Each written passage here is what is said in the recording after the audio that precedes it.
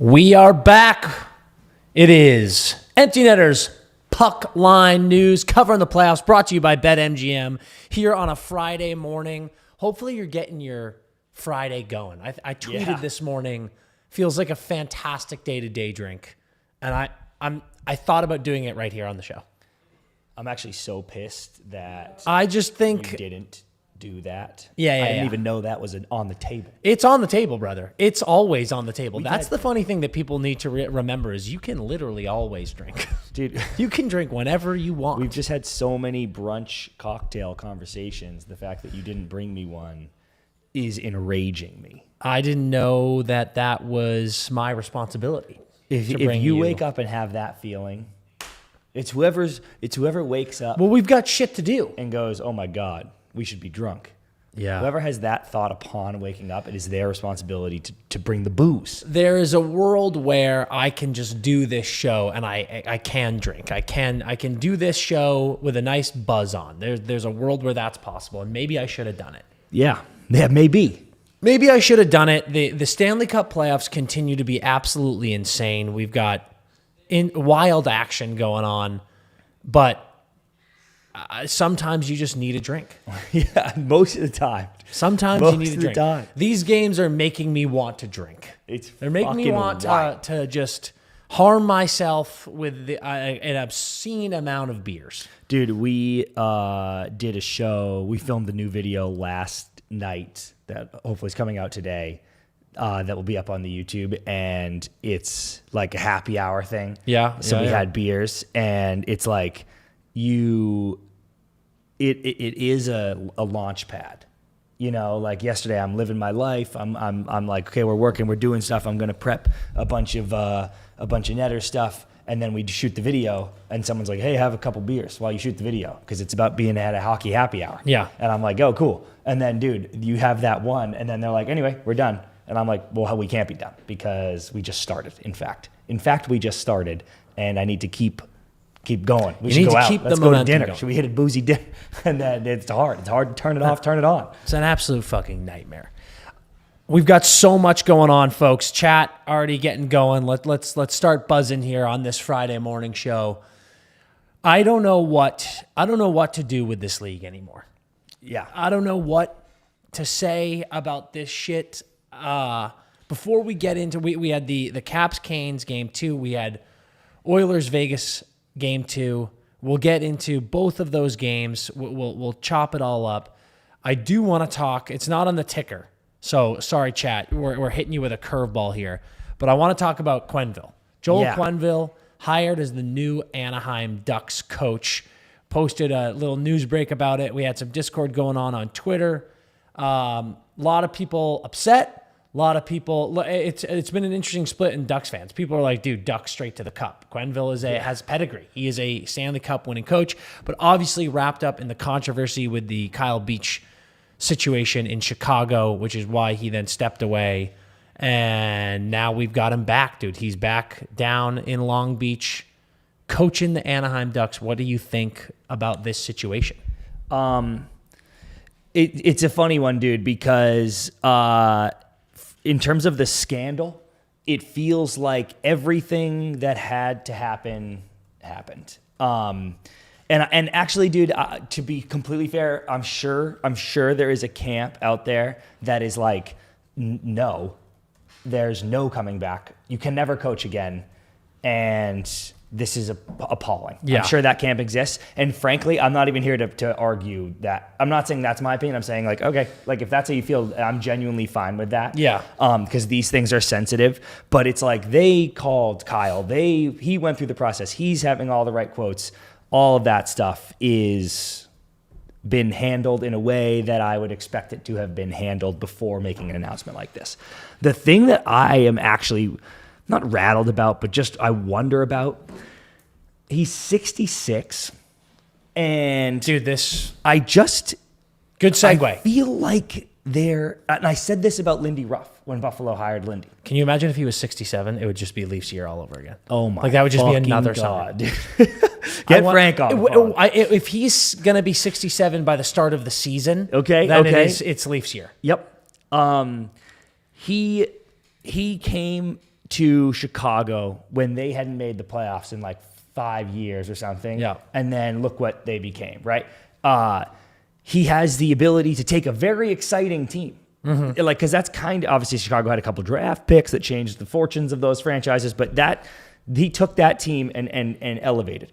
Yep. This Ducks team, I've said over and over, is very exciting. How fun were they? We have a bunch of Ducks fans that live out here in SoCal. How fun were the Ducks coming down the stretch here where they were out before people wanted to admit it, before Ducks fans wanted to admit it, but they hung around, dude. Like, they were way in the picture for a long time and went on a couple hot stretches. Is it a coach with a track record like Quenneville exciting for a roster like that? Hell yeah, he is.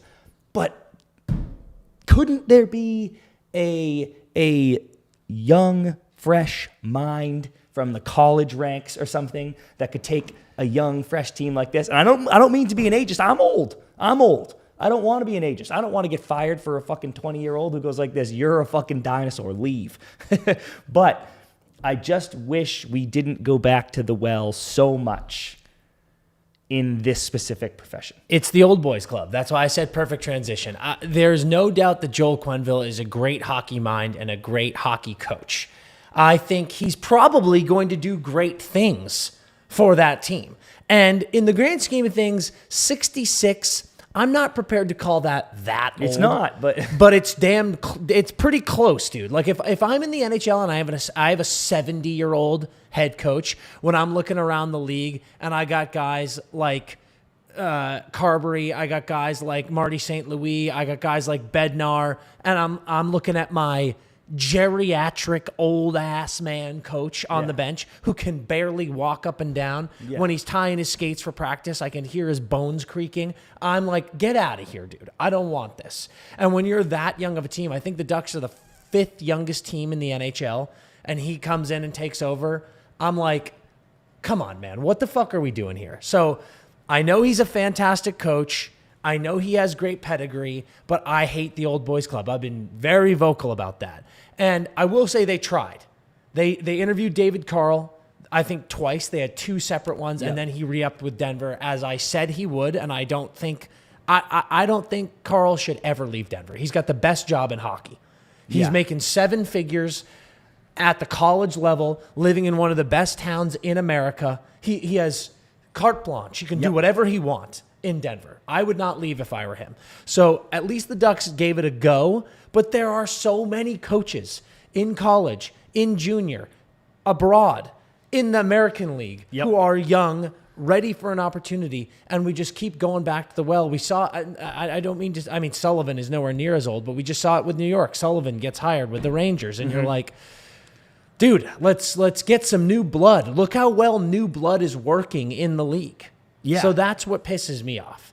So go on. No, that's it. I want to show as much respect for his coaching ability as I can, but with the Ducks, the makeup of that team, the cool town they're in, I just felt like such a good opportunity for a young coach to get in with those guys. Yeah.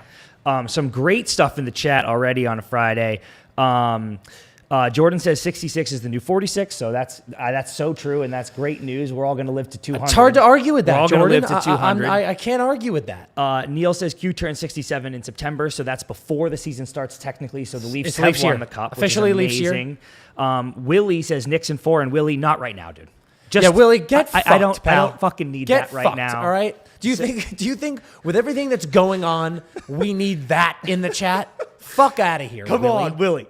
Boldy Glazer says he's taking over for me because I am too old, and that is fucked. But here's the thing, Boldy Glazer, no more fucking kayaks. Then you think this is fun, dude? This is fucking a grind, pal. You're live every day. You're in the studio all day. No more kayaking. No more hiking. I'm sorry. So that's really tough. Let's see. Ty says Maurice is old, but he's Pete Carroll old, which is a tremendous comment. And so that is a tremendous comment. It's so true. So true. And actually, this is a good one, Dan. Tatiana says, I can forgive covering up sexual assault, but I draw the line at being old, which is actually a great chirp. Great chirp.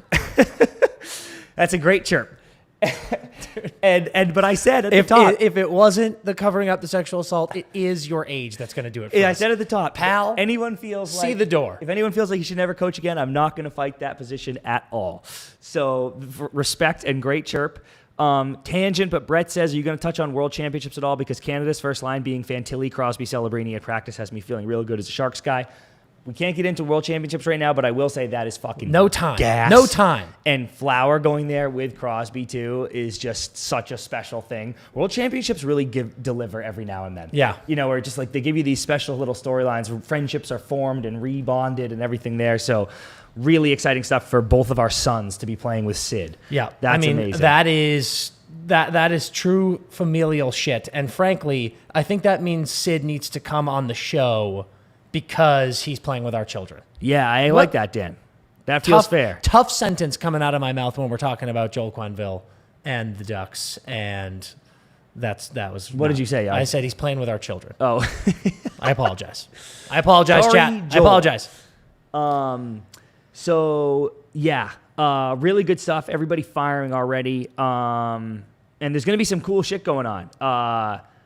Like the people are saying Flyers looking for a coach, Islanders GM, Kings GM, a lot of shit going on. Lou Lamoriello staying. Lou will never leave. Lou's here. Lou's impacting the hire. Lou's the advisor to your GM. You got the first pick, dude. Lou goes like this: my contract's not been renewed. I'm out. And they go, great, we're hiring a new GM. And then Islanders get the first pick, and Lou goes, actually, I will stay on as an advisor. I'm gonna stick around. I'm like, dude, no, you can't be here, dude.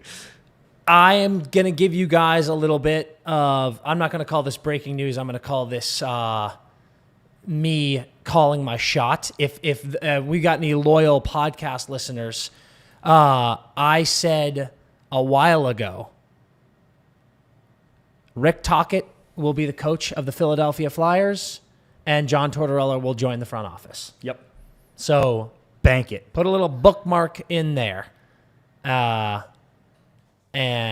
we'll see what happens. Yep. All right, let's move on from... EJ just says, here comes the FBI, Dan, and that was my bad. Agree. Sorry about that. Let's move on. We're going to get into these games. Starting off in the East, we got Caps, Canes. I said it was going to be a goalie duel. Yep. We got a goalie duel. We got a goalie duel because, dude, Iceberg is playing great, and I need people to recognize that. The Caps... aren't shooting. They don't shoot the puck. They do not shoot the puck. It's very interesting choice. And I think maybe it's a strategy of some kind. It's a mental strategy of some kind. But currently they don't shoot the puck. But I don't want that to ignore or distract from the fact that Iceberg is crisp still. He's a crisp, straight out the crisper head of lettuce. And... I can appreciate that. Chop through that iceberg head and it's crunchy. Yeah. Oh, just like that. Really good. So that is how he needs to play, because I can't tell you how many times I've said the Canes lose because they don't have the answer in goal in the playoffs. And so far, it ain't on him. Absolutely not. It ain't on him. And just like game one wasn't on LT, he played phenomenally. And Freddie has played phenomenally. And yeah, this series, I don't think we said it was going to be a goalie duel, but I'm not sure why we knew that. I'm not sure why that was so in the ether. There was a lot of goals scored by the Caps against Montreal. There was a decent amount of goals scored by the Canes against the Devils. Yep. And I think if you can look this up, I think the Caps were top 3 in the league, top 5 in the league in goals scored this season. They were second. I looked this up. Second, yeah. So they were second in the league in goals scored. So it's a little interesting to see that this is such a goalie duel. But then again, when you think about it, maybe it's not interesting at all because they have the Allfather on D. Yeah. Just knocking down pucks, dude. Dude, that one series during bingo was as I was just saying it out shit. loud. So you're going up against Jacob Slavin. What do you, what do you think you're going to do when he's on the ice? The guy eats minutes. That's definitely breaking things down. Look at this, Dan. Playoffs so far this year, goals against Iceberg, 155. Insane. LT, 201 second. Top 2 in the league, right? Save percentage. LT, 931. Iceberg, 930. We've got the 2 best goalies in the league. Way ahead of everyone else. Yeah, way we've ahead got the of 2 everyone best else goalies in playoffs going against each other. That is why this is a goalie duel. Yep. And it's absolutely insane. So I need the Caps to shoot more if they're going to have a chance. And I do think the Canes almost like they need to a little bit more as well, right? Both teams under 30 shots. Okay, so I have a couple things here. And for the game, Caps take the lead on a fucking kind of a broken play that led to the McMichael breakaway, but an absolute nip job. Dude, something fires me up so much about, just go with me here. Anytime you just score on a shot on a breakaway, it's already kind of funny to me, because in my mind, I'm like, you got a breakaway, you go in, you move them around, whatever. When you just come in and fire a wrist shot and it just goes in, I'm like, sick, dude. Yeah. And I always have thought it's epic when you go, because usually you see a lot of 5 holes, especially NHL level. You see a lot of 5 holes. You see a lot of just above the pad, low. You know, sometimes it's like you get it to your forehand and just bang, fire that one like low stick side for the lefties out there. And you see a lot of come down and you shoot across your body. So the lefty's high stick, righty's high glove. That's usually kind of how you're like, oh, gotcha. Dude, when a guy comes in on a breakaway and just takes a wrist shot from the slot to his strong side, so like in McMichael's case, like up high glove, I'm always like, dude, that is epic. You just come in and you're like, and fuck you. Wrist, it's like drilling a penalty kick dead down the middle in my mind, where I'm like, awesome, dude. So he literally just goes bang, bar down over the glove on the breakaway from the slot. No move, no nothing. And I was like, good for you, son. Good for you. Selly right in front of the bench. You fucking love to see that. Yeah, that was nice. Power play goal after that. And then the one on LT, honestly, was just bad luck. Like, it was a pass across 1T, shot block, kicked over. Who got that? Ghost? Yeah, I think it kicked over to Ghost, and he fires in the 1T. So the goals were really like not on the goalies at all. Okay, that's all the action you're getting in this game. So then you want to examine the shots. They're pretty low on both sides, to your point, but what isn't low is the shot attempts, dude.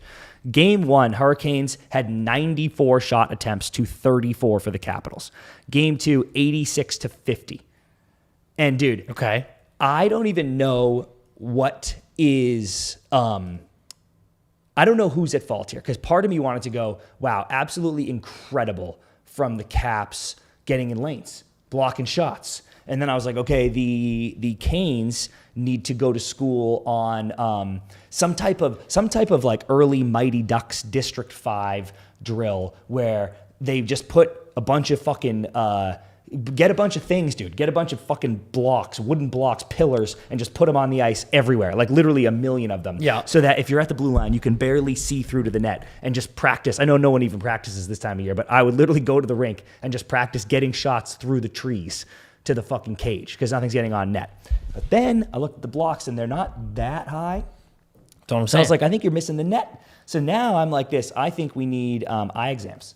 I think during the off day, the entire Carolina Hurricanes team needs to go to the eye doctor and figure out what's going on, because, dude, maybe there's a chance that the vision is slipping and we just need to put the right specs on. Okay. And then you'll be able to see where the fucking net is, and then you'll be able to hit it with a puck. I think that could actually really be a constructive off day for the Hurricanes. Now we're talking. Now you got some strategy. Now you got some ideas. Where do you think the mental game comes in a series like this? We talked to Osh a little bit about this. Obviously, he's buzzing. He's dialed in, and he's talking about the boys. I think we have 2 games in a row now on home ice where the Caps started slow. Like 0 shots starting the game. I mean, what was it? Did they get to 4 in that first period? 3? Maybe, yeah. So you tied it up 1-1. Great. You've played well. Your goalie's buzzing, but their goalie's buzzing. Now you're going into enemy territory, playing in a really loud, really crazy arena down in Raleigh. And I don't think if you are the Caps, you can afford to start this game 3 slow again. Because if you start slow at Carolina and they score first, I think you start to get a little shaky. Especially against a team that won the league-leading 31 games at home. Boom. Boom. Yeah, no, I completely agree. I'm normally like a just weather the storm on the road guy. Like if you can get out of the first 10 minutes 0-0 in the first period at Carolina, or the first period would be amazing, you're all good. But Osh had a really cool comment that was like, dude, if you can take the lead, a 1-0, which you know is not going to hold. Well, I guess with these goalies it actually could, but a 1-0 lead against a team like a team as dominant as home as they were, and a team that's been starting as fast as they were, the deflation that you give them when you're like, oh my God, dude, that's our best punch. That's the period we played in front of our home crowd. We're firing, we're flying, and we're down 1-0. And I know the task of beating LT, that can put, it starts to put a little bit of self-doubt in their heads. And I think if you're the Caps, that's your biggest goal in the first period of Game 3.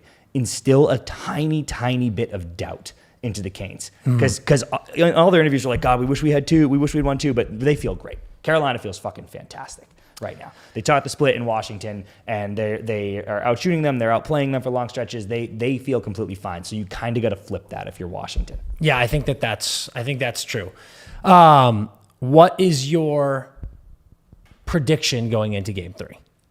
My prediction going into Game 3 is that the Canes are going to win because they are so good at home. And I like it. Yeah, they're like I said, they are absolutely laughing right now. They're like, we're amazing. Their biggest fear is LT, which has been their problem years after year after year. Dude, I actually think this is what the Canes should do, Dan. I just said they should get eye exams, which they should, because they can't see clearly. And I wonder too, like, there's something about the Canes, like the rec spec goggles. Mm-hmm. I wonder if like every Carolina Hurricane came out in like sports gear rec spec. Not only is their vision improved, but also they look like that. Can you imagine the social media storm frenzy? The entire roster, dude. Everybody on the ice, under their visor. The fans would get them, dude. They'd become a marketing tool. Everyone would rally behind it. If they come out in rec specs, dude, and win, if they come out in rec specs and score 4 goals against LT, I think that could actually swing the entire balance of the playoffs. I mean, it's hard to argue that. I won't lie. All the T-shirts, dude. Like, are you kidding me? They give them out at the games. So I think they should get eye exams, but also in their off day. I'm not kidding about the rec specs either, but I'm very serious about this one. Remember when Patrick Kane said he was in a slump? What he did? He just watched highlights of himself, which is absolutely sicko behavior. Yeah. I legitimately think that the Carolina Hurricanes film guy, okay? The film guy should take the game film of the last 2 games, delete it off the server, delete it off a frame, and then he should go pull all clips of all the worst goals that LT has given up in his career. Literally. Mm-hmm. Not just this year on Washington, every goal he's given up in Vegas.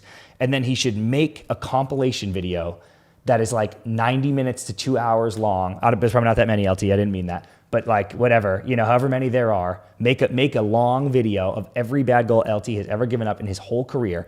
And they should have a movie night, the team. Because they're not practicing, so they're like, hey boys, we're all meeting here, get the popcorn, get some candy. I mean, fucking Rod probably doesn't allow candy, god damn. No, but maybe you sneak in chance. some candy, maybe some Raisinets, maybe you can go, Rod, it's a fucking Raisinette, dude. Calm down, it's a Raisinette, okay?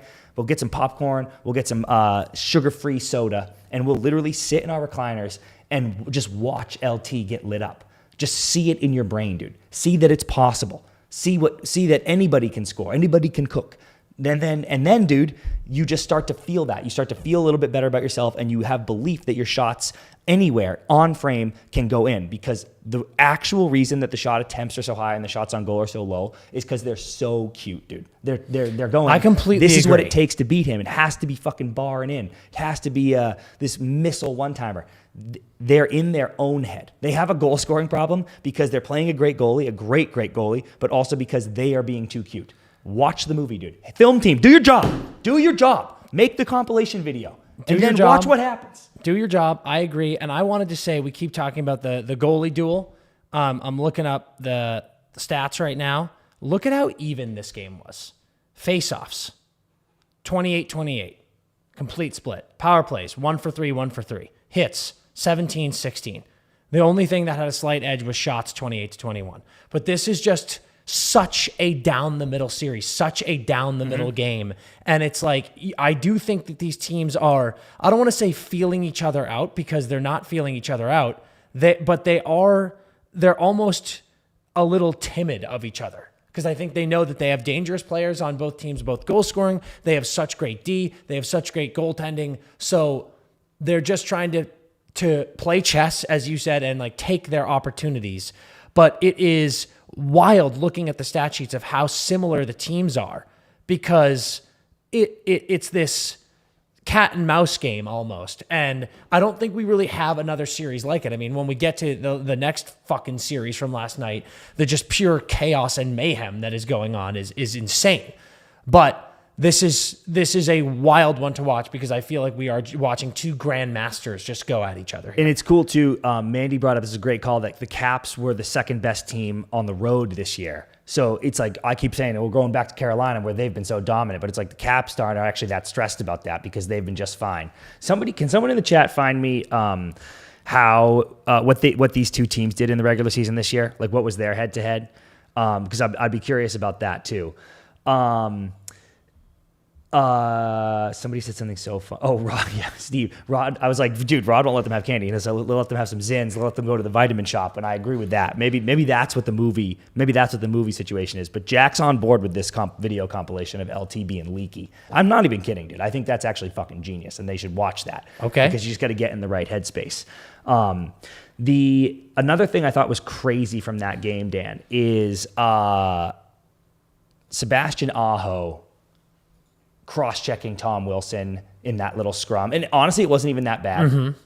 But Tom Wilson has a great assist on the first goal, obviously as the empty netter. Yep. He, in many ways, is the heart and soul of that team. And you don't want him getting going at all. Someone said something cool in the chat that they love him so much. If I got to go back and find it. But if I'm a Canes fan, and I just said you're feeling great, my biggest takeaway is the Tom Wilson thing. Because I wanted to bring up, I think that Ovi hasn't really done, I know he's literally not scored or anything, but he hasn't really done much. He had like one shot in game one. I think he actually had 3 shots in game 2. Someone can check that also. But I think Ovi has been reasonably neutralized. Not that I'm saying he's playing bad or anything. He's getting plenty of time. He's in the mixer. But they went away from him for the last 4 or 5 minutes of that game when they were protecting that lead. Literally, like if you go back and check the box score, he didn't play for the last stretch of that game, which is so funny because in the regular season, they're like, every time the other team had the goal, they're like, Ovi, get out there, don't change. Like he was taking 6-minute shifts just to get the empty netters and chase down the record. And then in playoffs, when they're protecting the lead, they're like, Ovi, get off the ice right now. And so, like he didn't get much bid there down the stretch. He's not really producing yet, which he will, but he hasn't really done anything yet. Depends on your spin zone, right? If you're the Canes, you go, see, we're neutralizing Ovi. If you're the Caps, you go, just wait till Ovi gets going. So whatever. But you're doing so many good things. Tom Wilson activating is not helpful. It's not helpful for your cause. Dude, it's been all season long. Willie has stepped up in a huge way this season. He had career highs this season. He is a bit of a unicorn in that he is super physical. He gets under your skin. He will lay fucking wood. He had that hit on Martinook that Martinook bailed out of. And then he'll also get on the score sheet. It's a frustrating player to deal with and to play against. So it's pretty awesome seeing a guy like that step up in huge ways.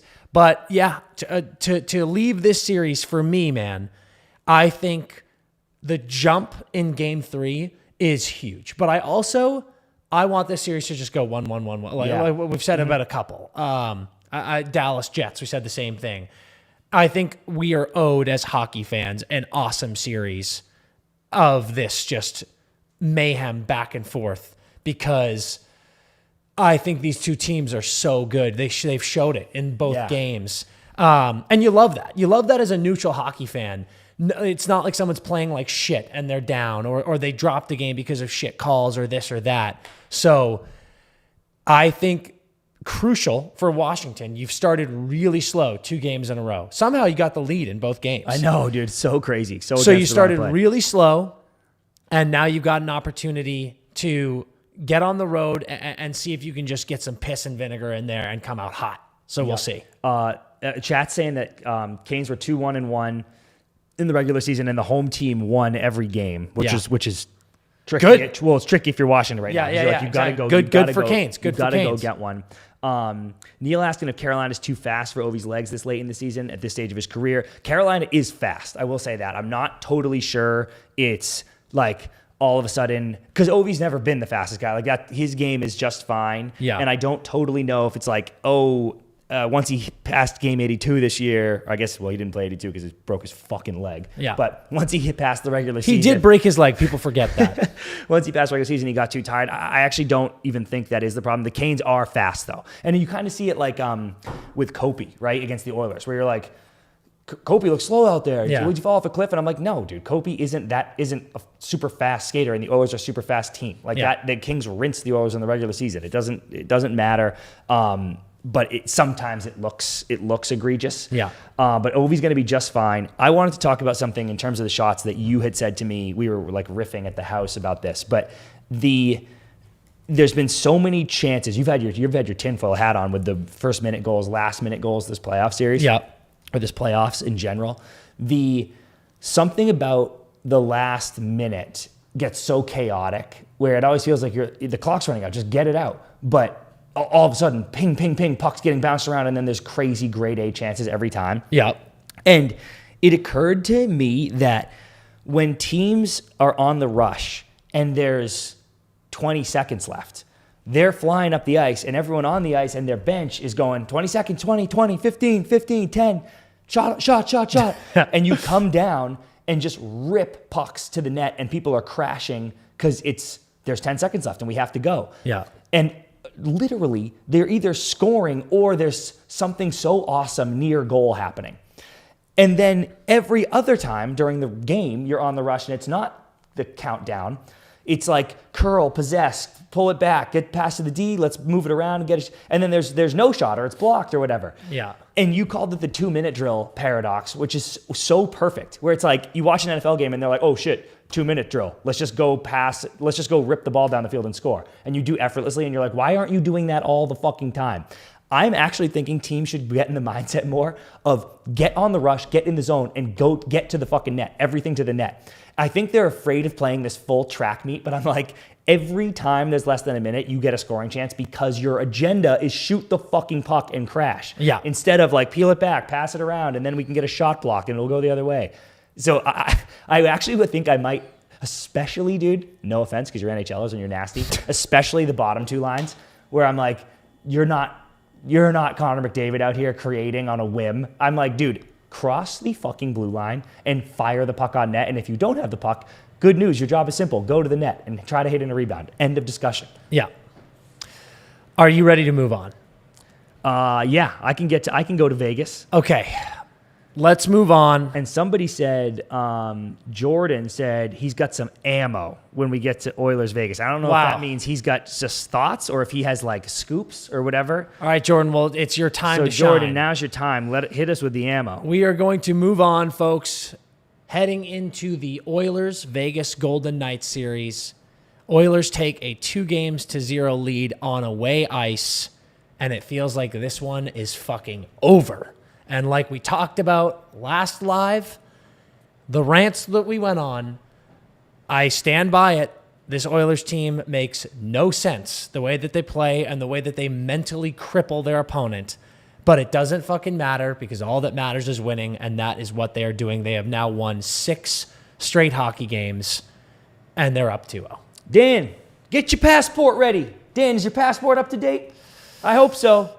It is, thank God, because we're going straight back to Edmonton. Get your passport Edmonton. ready, dude. Get it ready because that is going to be required when you fly across the border from California into Canada, be on Air Canada. Get delayed. Get ready to get delayed, Dan. You ready to sit on the tarmac for 4 hours? They lost your bag, dude. Sorry. But that's the price you pay. That's the price you pay to go into Edmonton. Yep. And fucking wrap your head around it right now because that's what's happening. Edmonton, going to the Cup, get your passport ready, and that's it, dude. And that's okay, dude. That's the reality of the situation. Yep, it is. I have nothing to say. It is the reality of the situation. It is. No, I'm not fighting it. I'm enjoying the chaos of it, the mayhem of it, and it is.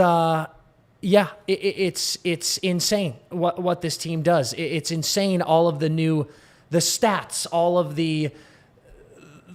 It's not like conspiracy shit, but it's just like every fucking day they do something new. So last night when they win in overtime, first time in the history of the NHL that an overtime goal has been scored by 3 MVPs. Corey Perry to Connor McDavid to Leon Draisaitl. Yes. Like it's just, it is utterly preposterous, every single thing that is going on with this team.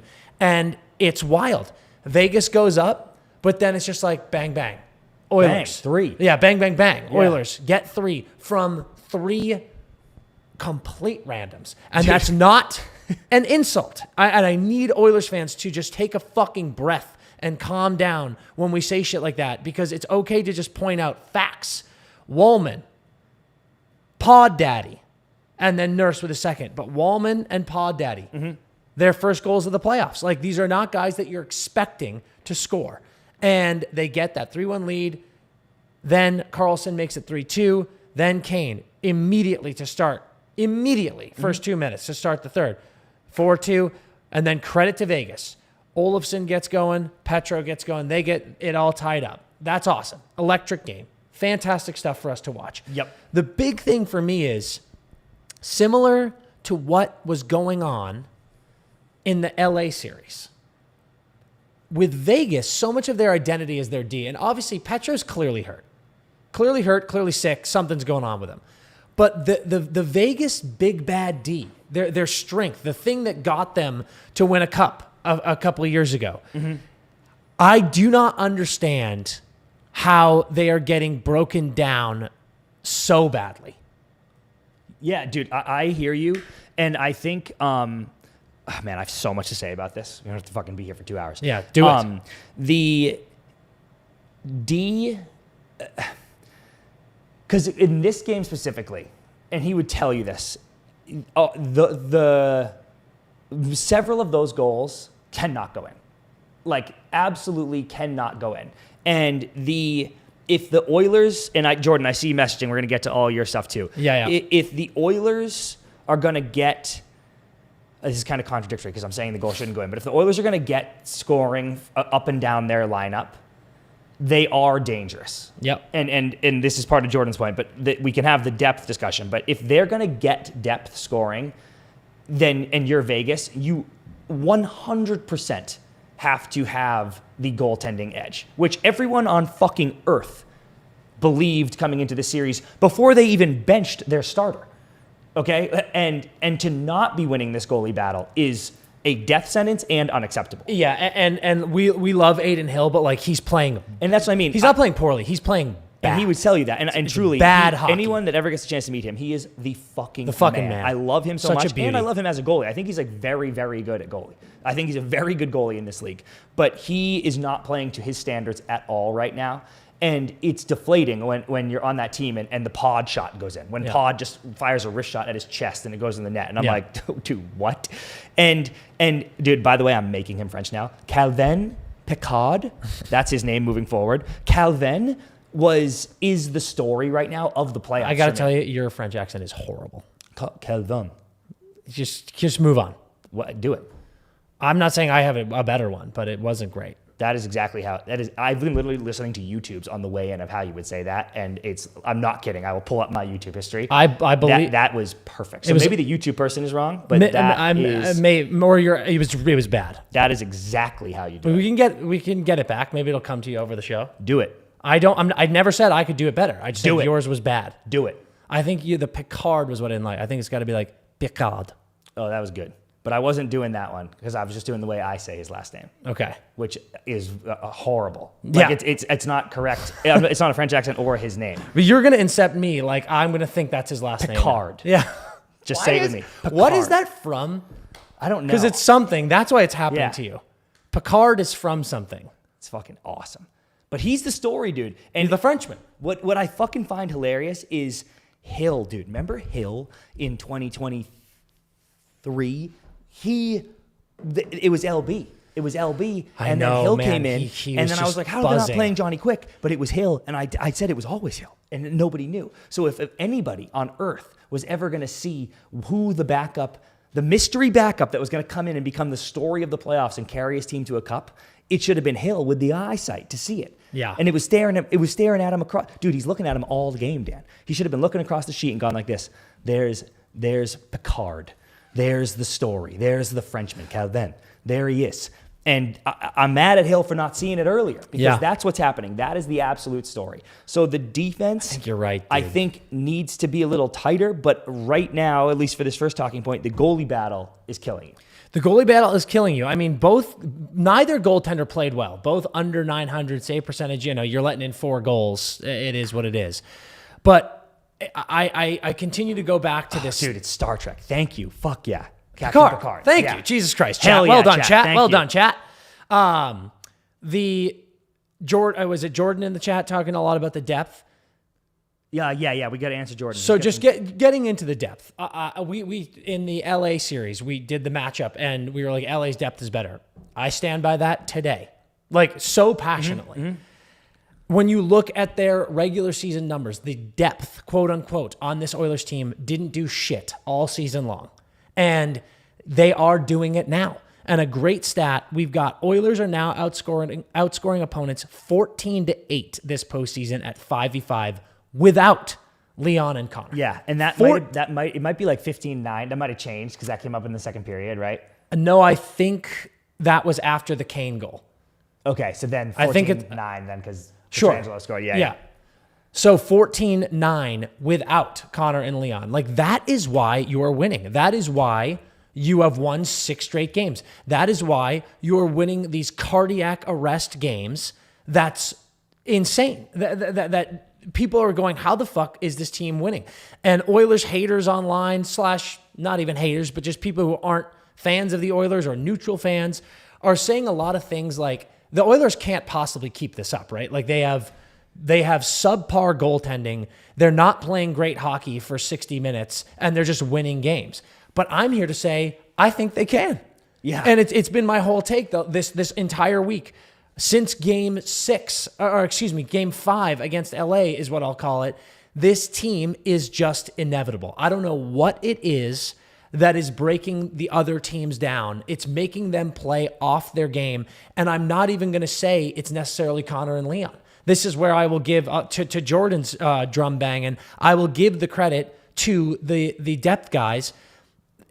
Jack Eichel more or less neutralized Connor all game. And then that's hilarious to say, don't jump down my throat, Oilers fans, because Jack Eichel got fucking dog walked by Connor on that goal. That's our boy, and I will give him the benefit of the doubt. Jack Eichel is flat-footed in transition, and you have Connor from like behind the net with his top-end speed, which is unmatched in the league. Like, no one is doing better than Jack there as a forward.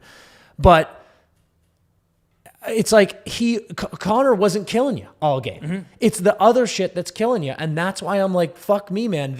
I don't know who is going to, it's not even a stop this Oilers team. I don't know who is going to figure out this Oilers team. Because right now they look like they look like a riddle. They look like a puzzle that no one can solve.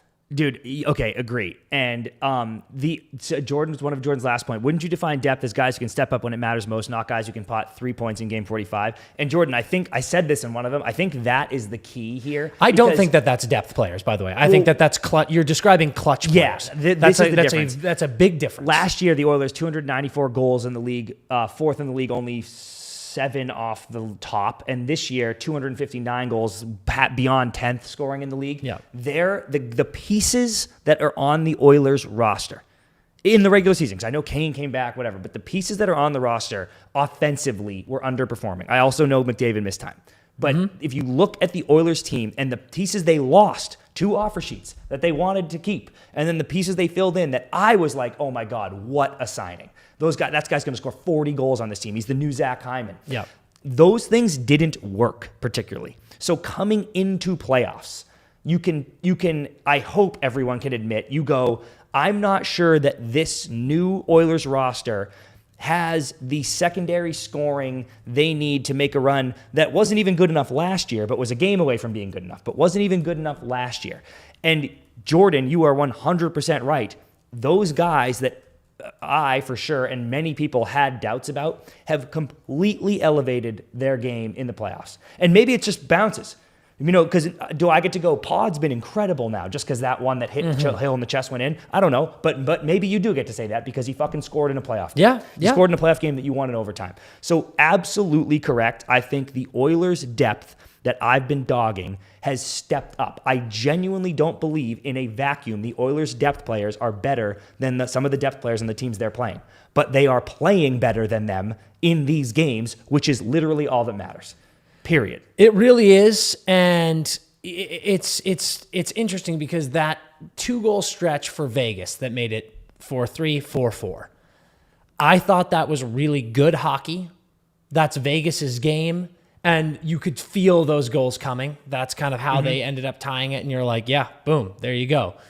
Whereas, no disrespect, the Oilers' goals, certainly the 3, just weren't that great. And even Kane's, man, it was like that third period started, Vegas was all over. Dude, like I couldn't believe they didn't score. Minute 30, ramming it down their fucking throat. And then quickly the other way, puck bounces 5,000 times and somehow sneaks in.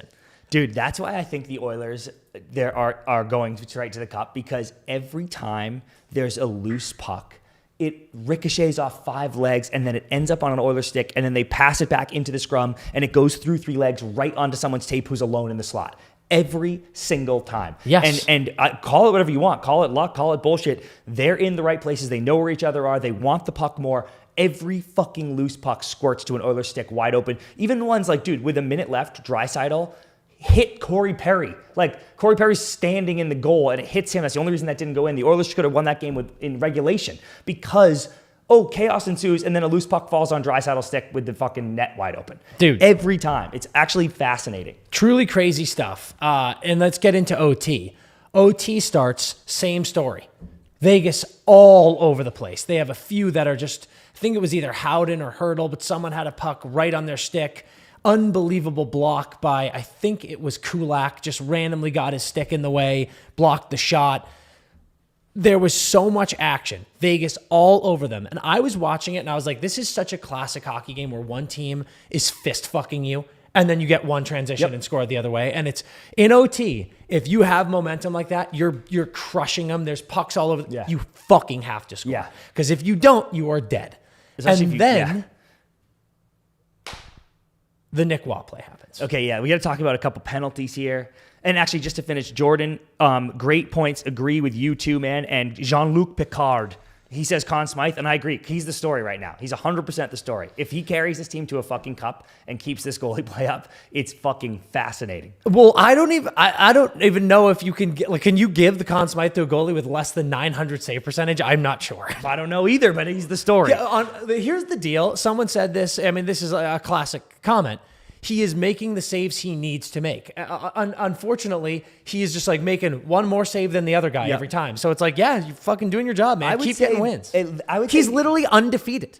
He's undefeated in the Stanley Cup playoffs. Yes, I give him the concept. He hasn't lost. He's not lost a game. And dude, I would say it's slightly more than that, especially in this game and especially in that second period. Like he is making big saves. He is. Stretches where I'm like, what the fuck is going on? But he is doing something back there. Yeah. Okay, talk about the penalty. So, bouncing puck along the boards, we got Trent Frederick and Nick Waugh in there. Puck pops up, and there's some Vegas, not defending it, but some Vegas fans trying to explain it. Nick Waugh just rears back and two-hand cross-checks Trent Frederick in the fucking mouth. Yeah. One of the weirdest plays you've ever seen. It cuts to the bench, you see everyone on the Vegas bench going, what the fuck was that? 5-minute misconduct, kicked out of the game. So you lose Nick Waugh, great fucking player. Yep. And now you have a 5-minute peeper for against the Oilers. Connor McDavid, Leon Draisaitl, and Evan Bouchard and the Edmonton Oilers.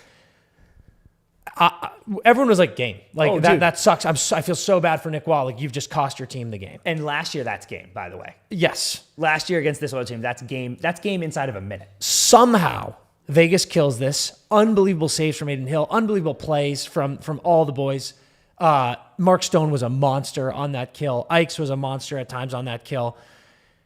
They eventually kill that off. I have no idea how, but they do it. And that was a moment of like, damn, is this momentum? That's like, do we have a chance here? You make that kill. Now do you win this game? And then we need to talk about this play. McNabb goes into the corner chasing after a puck. Victor Arvidsson behind him. Victor Arvidsson, I think, without a doubt, not intentionally at all. It's just he's just trying to make a play on the puck. But he gets his stick wrapped around. It goes between McNabb's legs. Yep. Clearly, ice picks his right skate, which blows out a tire. He goes down really ugly and hard into the boards. Leaves the game with an injury. Praying he's okay and back next game. Did not look good. Felt like a dislocated shoulder. You're praying it's not a collarbone thing. The refs have a chance to get together, talk, and look at it. That's the craziest part, dude. And they don't call a penalty. Now, we're huge swallow the whistle in overtime. Yep. Guys, unless it's clear as day. And to me, Edmonton got a 5-minute power play in this overtime. Yep. As was obvious. It should have happened. That was a clear misconduct. This is a clear 2-minute minor. Yep. And I think it is a miscall. And this is my opportunity to say, I said this on my personal Twitter last night. It is okay when you are a fan of a team and you're watching a game and your team gets away with a penalty. One of your players commits a penalty and it doesn't get called. It is okay, guys, to go, damn, we got away with one there. You don't need to always go, well, it's the fucking bullshit that they pull all the time. Yeah. It's fucking karma. Get used to it. Suck my dick. Hope someone gets hurt. Yeah. It just calm down. It's very okay and mature even to just go, yeah, we got away with one there. And here's the facts. Edmonton got away with one there. Yep. Did that ruin the game? Did it blow the game? Did it lead directly to a goal for Edmonton? No, but it definitely helped. Yep. It definitely helped the win. Because when you think about the fact that Jack Eichel, with the way he was playing last night, and that Vegas team would then get a power play towards the end of an overtime period, dude, I wouldn't say it's far-fetched to say Vegas had a pretty good shot of winning that game. And I will add, in the third period, I think after they had already tied it, maybe right before they tied it, but I think after they'd already tied it, Eichel gets high stick to fucking hell in the face in front of the net, drops down on the ice, holding his face, checking his nose for blood, and they just missed it. I forget who it was, which D-man it was. Kulak, maybe. Anyway, but someone bags him right in the face. And with the power play cooking, if they hadn't tied it yet, you're like, God, I need this power play. And either way, dude, because you want to win. And I don't quite know, at least for that one, I'm not in the business of stopping the game more and slowing down the game more. But with the challenge rise going up, I just think that penalty specifically should be reviewable because it's so cut and dry. Yeah. It's not like was that a rough? I can't really tell. It's literally, did you just smash his face with your stick? Yes. And it's that simple. Like the review would take 12 seconds. He'd go like this. Oh yeah, you absolutely murdered his nose. Yeah. And visor. Thanks. That's 2 minutes.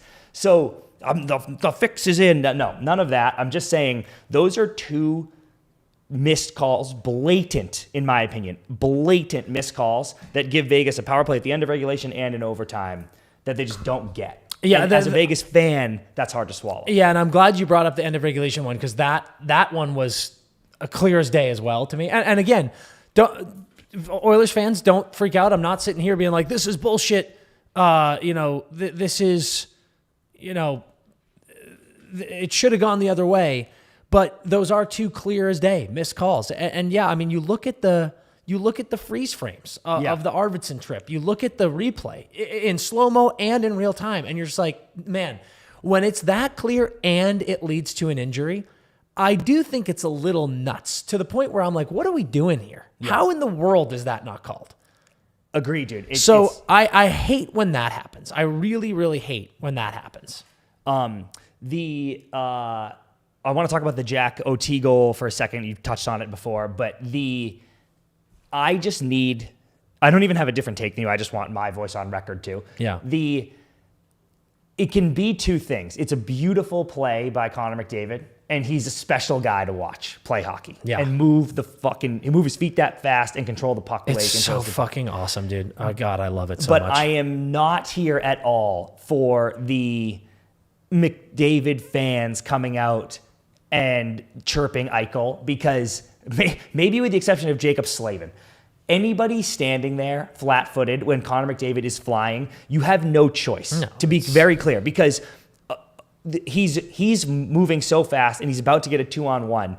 The only hope you have on earth is literally just kamikazing in either direction. You just have to guess. And it's all it is, by the way. It's a guess. Because if you try to back up, he just skates by you, literally just skates wide by you. Every single time. And I wanted to go, Jack, guess inside at least. So he has to go outside. Yeah. But he was so far up in the zone that it didn't matter. Even if Connor went outside, he was just going to be in the same position he was in 0.2 seconds.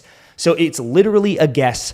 And it looks horrible. But everyone that's like, holy shit, Eichel fucking crossed up by McDavid. I'm like, dude, that is what was going to happen 1 billion times out of a billion to anybody. Yeah. Unless you got really lucky and McDavid happened to go the way you just dove. Yeah. So unbelievably good goal by an unbelievably talented player. Had nothing to do with Jack Eichel's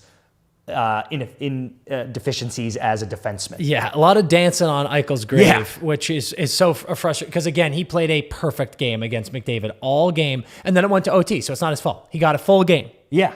But there's just nothing you can do in that situation. So let's now kind of wrap this chat up here with, well, actually, you had a fucking unbelievable stat that you wrote down. Did you mention this, the 26 and 1? No, I actually have a bunch more to get into here. Let's get Stat Boy CP out here. It's Friday, so we're gonna hang. Vegas, it was Dan, you said it. It was like they were 26-0 in playoffs when leading by 2 goals at any point. That gets dummied in the game 1, and then this year, Vegas was 0-26-1 when they were trailing by 2 in the third period during the year, which is fucked because Vegas was the number 1 team in the regular season in third period goal diff. Like, they were the best third period team in hockey in the regular season. And obviously, anyone with eyeballs has been watching, the Oilers have been the best third period team in the postseason. So I was like, oh, this is going to be interesting. But it was crazy to me to hear that Vegas was so good in the third all year, but if they're trailing by 2, they are dead. And I was like, man, this is not a good recipe as soon as they went down 4-2 on that Kane goal. Mm-hmm. So to see them bounce back and tie it, I was like, something's changing. This is different. This is they know they need this game. And then to lose when, God, like the power plays chances that didn't come. Eichel, I think I hit the crossbar at the end there with like 2 seconds left. That was fucking wild. Yeah, I couldn't tell. Yeah, no, it did. It did. And there was another one. I think it was an OT. I don't mean to get you off track, but Pietrangelo bouncing puck, but just made the worst play you will ever see in overtime. There was a puck that was kind of spooned in, bounced off the end wall, and Pietrangelo went up and kind of just tried to like be cheeky, and it just like bounced and went straight through his legs directly to McDavid. Yeah. And McDavid just put it off the outside of the left post. Like, perfect shot. He went far side one time, too. And it just, like, clinged off this outside of the post. And I was just like, if you're Pietrangelo, you're like this, well, fucking got away with that one. Made a lazy play and gave the puck on fucking McDavid's stick in front of the net. Nude in overtime. Crazy. Not good at all. So the... And man, dude, Pietrangelo, this is what's fucking rattling for Vegas is I guarantee McNabb doesn't play because his shoulder's fucked. Yeah. You're probably going to lose Waugh for a game, which wouldn't shock me. I think that would be a savage 1-game suspension. And I can't tell if I'm being a bitch about that. But that was just such a crazy. It was, but again, it wasn't like malicious. It was just dumb. It was, but that's not an excuse. That's fair. But it wasn't one of these plays where, you know, the Ekblad elbow to Hagel's face. Yep. That felt calculated. It was like a charge. I think the only explanation for Waugh is it's overtime. If everything's crazy, the puck is right here. Like the puck bounces up and he's like, oh my God.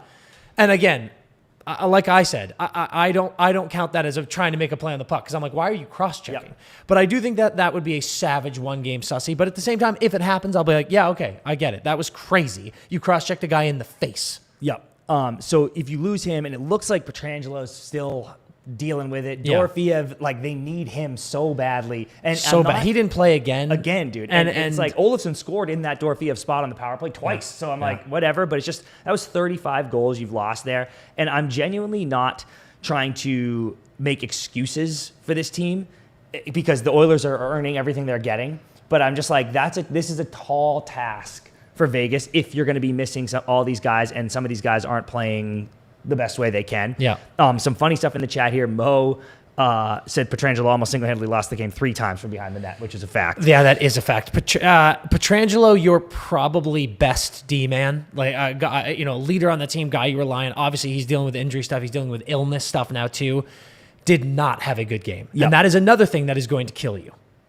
Yep. And then Jordan says, he's like, also Oilers fans just hate Eichel because he won a cup before Connor, which I can completely understand. 100%. And then people were like, dude, Jack must have been crapping himself seeing Connor coming 500 miles an hour. Connor said that. And Mo goes, you could engineer a player that's a mix of Niedermeyer, Lidstrom, Slavin, and Orr, and he would have been burned by McDavid on that play. Well said, Mo. Which and that is a fact. fact. Like that is why I think it's so funny that Oilers fans are trying to, beak on Eichel there. I'm like, yeah, dude, what are you talking about? It's Connor. No one on planet Earth in that scenario was like this. Jack Eichel should make a play here. It was a nightmare. It was like the second Connor had the puck at the blue line, I was like, this is a goal. Same. Truly, I said it out loud. I was like, oh, that's a goal. It was a bad change, bad transition, and you had Leon and Connor up ice and with a full head of steam. I was like, oh, this is over. Few more things here. Evander Kane. I love how somehow because right now, dude, he literally, other than Jean-Luc, he feels like the most important player on the Oilers because not only is he legitimately producing, but man, also he's he been a killer.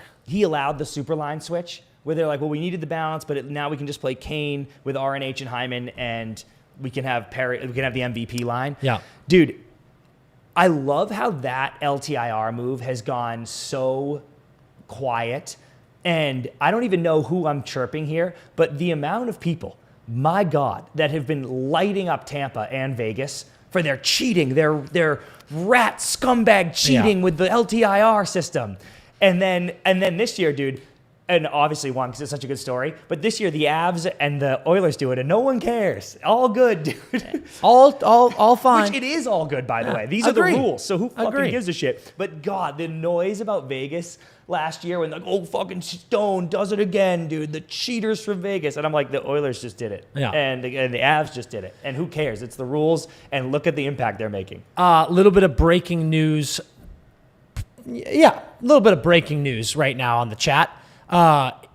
The NHL has released that Victor Arvidsson will not have a hearing with player safety over the trip, as he should not. Yep, I'm fine with that. Nick Waugh will have a hearing. Yeah, he's going to miss a game, dude. As he should. Yep. Now, I will say, if Nick Waugh is out and Dorofeyev doesn't play, I am calling right now, lock of the century, guarantee, no doubt whatsoever. Edmonton wins game 3, and then because of that, they will sweep. Wow.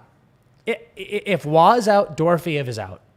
And actually, if McNabb is out, too. Yeah, he's out for sure. Well, you don't know that. You keep running your fucking stupid mouth. I know. Maybe I've seen it. I saw it. Maybe his shoulder's dislocated, and they just pop it right back in, and he's fine. No, dude. He'll never play again. Unbelievable. I'm telling you right now. You need a Hill game. If you're going to avoid this Waugh out, McNabb out, Dorofeyev out. Lock, guarantee, smash at Rogers Place. Yep. Smash your fucking mortgage on the Oilers to win game 3 and then sweep because of it. At what point, Dan, do we start, and you're going to laugh at this, but at what point do we start? I love, so Mo just said if Waugh's out, then Cole Schwint legacy game in Edmonton. Agree, that'd be sick. Schwint just comes in 2 goals. Bang. At what point do we start giving the Kings credit for even winning 2 games? I actually think the Kings are the talk of the town. The Kings get 0 credit ever for the collapse that they played. I actually think it's incredible. The Kings should have swept. I actually can't believe they scored 6 goals against this Oilers team. Well, it wasn't Picard. Yeah, you're right. I see what I did there? That's why he is Picard now. Jean-Luc Picard. Jean-Luc. Because that is actually the real story to me, because this Oilers team will never lose again. I saw a cool stat, too. This is the Oilers' first 2-0 series lead, any series, since 2017. And I'm like, Connor McDavid hasn't had a 2-0 series lead what? Dude, they are inevitable. It's like we've got the Leafs on one side and we've got the Oilers on the other side. Yep. It's just, I don't know if we've got juju going on. I don't know if we've got spirits going on, but I'm telling you, like I said last live episode, the Oilers discombobulate their opponents. They make them not play hockey. Dude. Straight up, dude. If you play a tape of that Vegas Golden Knights performance compared to how they played all season long, how they played in round one against a very good Minnesota team, it is a completely different game. They look horrible. That is the crazy thing here is I'm not taking anything away from the Oilers because like we've said all episode, their depth is coming alive like no one expected. It's remarkable. It's why they're winning. 14-9 without Connor and Leon scoring against opponents. That's remarkable. Dude. Giving them all the credit in the world, but Vegas looks like shit. Well, I would actually argue, Dan, that there are stretches, especially in game 2, long stretches where I'm like, Vegas is ragdolling this team. They just don't score. Yes. And then whoever That's said fair. that, That's fair. Whoever said it, you brought it up last ep. The 5-minute thing, 60 minutes versus 5 minutes. Yep. There's a 4-minute stretch in the third period where Hill's leaky as hell and the puck doesn't bounce your way, and the Oilers have 3 goals. And you're like, are we going to lose? And I'm like, yes. Yes. The Oilers haven't had the puck You sure all are. game, and you're going to lose. You now. sure are. And it's so, and this is a perfect segue to my last point about this series and game. If this fortune that the Oilers are that they have earned or whatever, or however you want to say it, but like if the play 10 years, dude. 10 years of suffering that the Oilers are getting right now. Bucci said this too, dude, on the broadcast in one of the intermissions. If the play that the Oilers are getting right now doesn't dry up, I genuinely do not see a way that they don't win the cup because you're going to get stuff eventually in some capacity from your megastars. And if Jean-Luc continues to play this way and the fourth and third lines continue to score, that is the exact recipe. There's no team that can hang with you over a 7-game series if that's what you're doing. Bruce Cassidy is Mr. Change It Up. How many times we talked to Jack where he's like, it's actually interesting who we play next because Bruce goes, completely different system. This is what we've done all year. We now do this. And I like that. It's very Belichickian of him, whereas maybe DeBoer is more of a like, this is my way and this is how we play type of coach.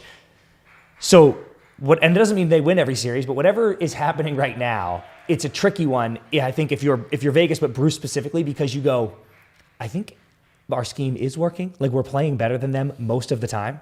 So you want to go, we got to change it up. We're down 0-2, but I'm like, change what up? You're killing them. Yeah. But then you just lose. So I think, dude, remember that Rick and Morty episode where it's Bizarro? They're playing like the Inception bot, so he's like, we got to do whatever do the opposite. Do the opposite, dude. My mission to the Canes was to watch an LT compilation fail video. My mission to Vegas is, dude, when you wake up game day, do everything different. What's your pregame meal? Great, cook it, throw it out, eat a donut, have 2 donuts. Whatever, you take a nap, no more naps. Stay up all night. Yeah. Get ready. Stay up all night, chug 3 Red Bulls. Whatever you're doing, we are living in Bizarro world where the Leafs and the Oilers are playing teams that I think are better than them, and they are fucking pumping them full of lead. So we are living in Bizarro world. So either fucking put a helmet on and just enjoy the show, or get in Bizarro world yourself, dude. Start mixing things up. Yeah, embrace the world. Yeah. Embrace the world or you're going to die there. Yeah. And that is the facts. And yeah, man, I look at it as with the exception of game 2 against the Kings, because even game 1, they did it. With the exception of game 2 against the Los Angeles Kings in round 1, no one has refused to let this Oilers team get in their head. And it'll be interesting to see if we ever see a team do that. If we ever see a team come across them and go, you're not getting to me. Yeah. We'll have to pay close attention to see if that ever happens. Because currently, it's happening. Yeah. And it doesn't make sense, but here we are. And it is electric watching what this Oilers team is doing. Dude, Anson goes, if the Leafs win a cup before McDavid, then God is not real. And then Gavin goes, but if Connor lifts a cup in his hometown against the Leafs, then I'm going to seminary school. Yeah, facts. Dude, a lot on the line here. Lot on the line. Great action in the chat, dude. Great action. Oh, yeah, dude. Ricardo just said also, if Ekholm comes back in round 3, you're dead. Yeah. Dallas Jets, you're dead. Oh my God. It's a scary thought for me as a Rocket man, which means you are rooting for both Dallas and the Jets because they're both Rocket men teams. It is a scary thought to see the Oilers freight train just chugging along in their direction. Yeah. Connor's points per game in NHL playoff history is currently now at 1.59, putting him third all time behind Wayne and Mario Lemieux. Very cool. Just remarkable. And look at Leon. Leon fifth, dude. Yeah, Leon's fifth at 1.47. Jesus Christ. Yeah, that's fucking It awesome, is remarkable that this team has not won a cup yet based on all of that.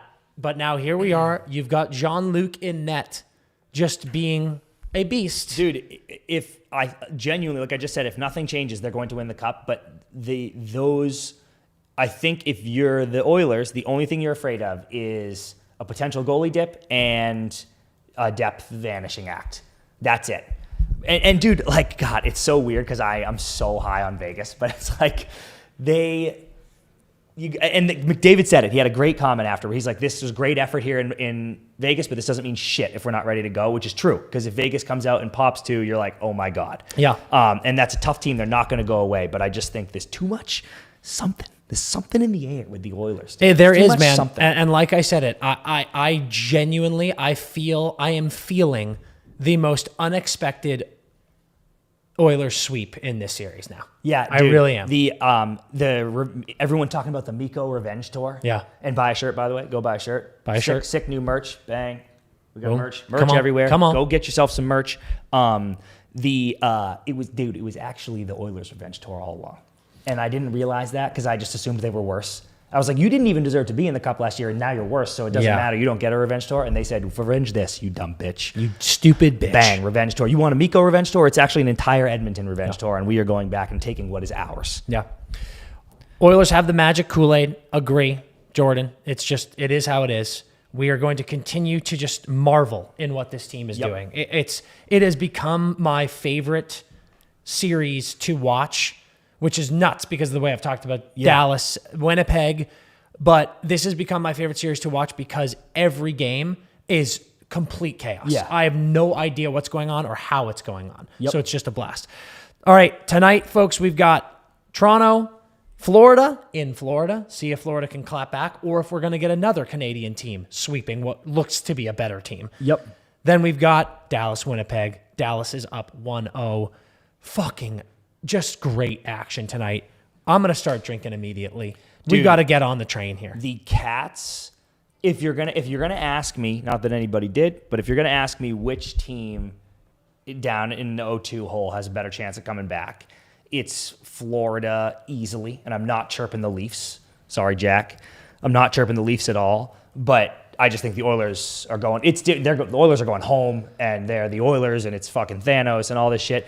The Panthers have played some tight games, and they're coming home, and the Leafs are the emergency response team. I'm sticking with that so hard. They're the emergency response team. Leafs this year, they're phased by fucking nothing. Dude, they're in the ambulance. You showing up, you've got a fucking compound fracture in your femur, blood squirting everywhere, dude. At least don't care, dude. Wiping their face, get right to work. Boom, set the bone, stitch you up. We are EMTs right now, and it's fine. So they are still chilling like that. But Florida has 3 of the next 4 games at home in this series. If they play well, if you play like you have played there, I'm like, Christ, this could be game 7, you know? Yep. I don't want to put any negative vibes out there. But it feels like there's a chance that we could have the most entertaining round 2 ever. Yeah. Things could change up, and I think nothing's going to change up. Sweep. That or like gentlemen's. I don't think we're going to get any action here. I think it's going to be very like, look at that. Yeah. Which is a bummer. No, and I think you might be right, dude. Like, honestly, I think the Cats are staggering favorites on all the books. Shout out BetMGM. Still? No, in this game tonight. Yeah. They are like staggering favorites where everyone's like, they know they can't lose. They're at home. This whole series is going to change. I have the Cats as favorites tonight if I'm making the lines, but not staggering at all. The ignoring of the Leafs needs to go away. The Leafs, well, you have two camps. You have it's 67 camp, right? Who's like, sure, believe we've won again. But the rest of the internet, dude, the rest of the hockey internet is like, Leafs are clowns, Cats in 6, this is a joke. And I'm like, are you watching, dude? Like, sure, I probably pick Panthers to win tonight. Yeah. Because it's like, well, you know, they don't want to go down 3-0, a lot of pressure here playing in front of the home crowd. I probably pick them to win tonight. But if you think the Panthers win this game easily with the way, frankly, they've been playing, but more importantly, the way Toronto has been playing, you're a crazy person. I get it. It's the Leafs, but at the end of the day, they have done everything they need to do to erase all of the bullshit of old, in my opinion. These playoffs, every bit of adversity, they have shoved it down people's throats. Mm-hmm. The emergency response, as you've said, every time they get scored on, they score right away again. The Leafs have earned your respect and, frankly, your belief. Yeah, dude. I know it's such an easy narrative to be like, it's the Leafs, man. They have done everything in the world, these playoffs, to make you believe. Yeah, totally agree. That's that. And then in the Dallas-Winnipeg game, we had said in one of the shows, I hope Winnipeg wins this game because I'm a Rocket man, but also because I want this to be just a great fucking series, top to bottom. But we got a lot of people talking about Darth Vader over here, dude. And I think someone way earlier, I'll never find it. Someone said Vader versus Thanos in the Western Conference Finals is fucking it's an all-time villain matchup, which is so sick, so sick. But yeah, this one is going this Dallas Winnipeg game. I'm so excited about, and I think I'm picking Winnipeg. I want Winnipeg to make the series as long as possible, but I think I like Winnipeg. I'm picking Winnipeg for the story. Yeah. Don't take that as betting advice. I don't know, but I'm picking Winnipeg for the story. Otter Helly has just been. I mean, it was sick in game one. It was. I hope they do it again. Helly was that good. Would be amazing. Any goal scorers for the listeners? Ooh, you know what? I don't hate a Jason Robertson.